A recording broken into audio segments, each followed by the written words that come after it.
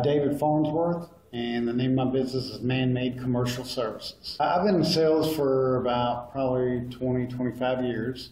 The reason I got out of sales was strictly due to the economy. I was with a couple companies, got laid off twice in 1 year, and I just decided I had to do something different. You know, the economy was so bad, it was hard to get a job. When you did get a job, the pay wasn't what you was used to making for the I guess the outgoing bills that you had. So I said, well, you know, I'm going to try to do something on my own. I feel like I have two hands. I can make something happen. The situation that Dave came to me was he really didn't know what direction he wanted to go in. Other than he knew he didn't ever want to work for a person ever again in his life if he didn't have to. He had been, for the course of the last 3 years, he had been employed, unemployed, employed, unemployed, employed, unemployed, 3 or 4 times. And that was it. And so he really wanted to know what the feasibility was of him being able to start a business. And so we really just started from there and identified what business it was that he wanted to do. And then just basically from scratch, we kind of laid out a business plan and used that kind of as a roadmap for Dave to form this small business. I met with Dan, and he was kind of telling me a little bit about the resources that he could provide. And, you know, he's really helped me with the marketing end of my business, putting me in contact with people, maybe future investors, and just from the business aspect, he's really helped me drive my business and put me in the right frame of mind to do it on my own. I went out, just got some cards made up, and started passing out cards, get a few leads, realized that it was a opportunity to do something, and just kept driving. And one of my first contracts was Stockyard Banks. I do clean some banks for them, and then I currently had some doctor's offices that I work with, and just kept driving, and things just seemed to work out. We needed to get this business up and running and get it sustainable in a real short period of time.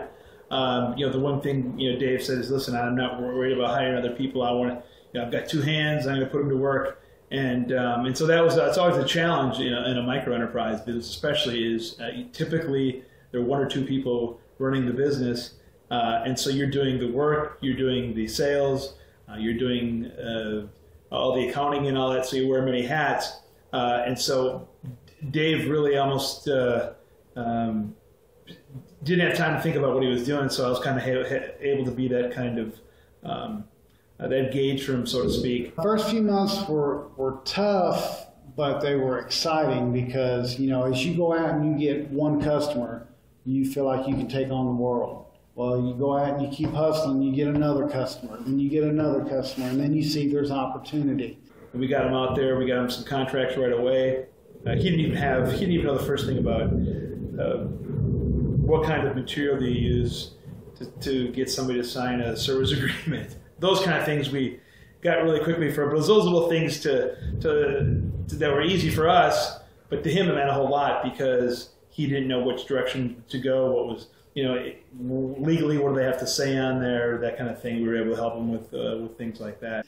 I started out doing, as I mentioned, Stockyard Banks, and then a few doctor's offices, and then I went into working for some contractors where Dan helped me do some marketing, and I'm in the yellow pages, and I got a couple calls from some contractors, went in and did some work for them. Well, one contractor, he lost the accounts that he had, and then I worked for another contractor, and he was kind of giving me the stuff, his lower end stuff.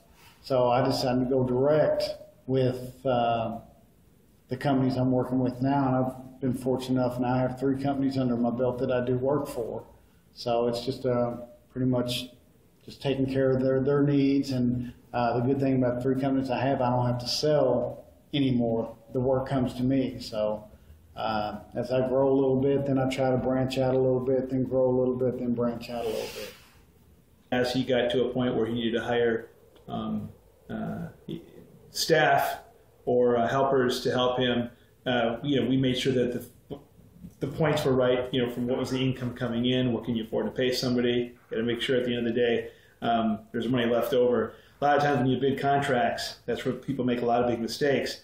It may be a big contract, but at the end of the day, once you pay everybody and you pay your expenses and your gasoline and all those things, there's not much left over for you, so it kind of defeats the whole purpose. Every day is different. You know, we've been fortunate enough I started out doing my business, and we've kind of geared into the government sector. So now we do a lot of HUD work for the government.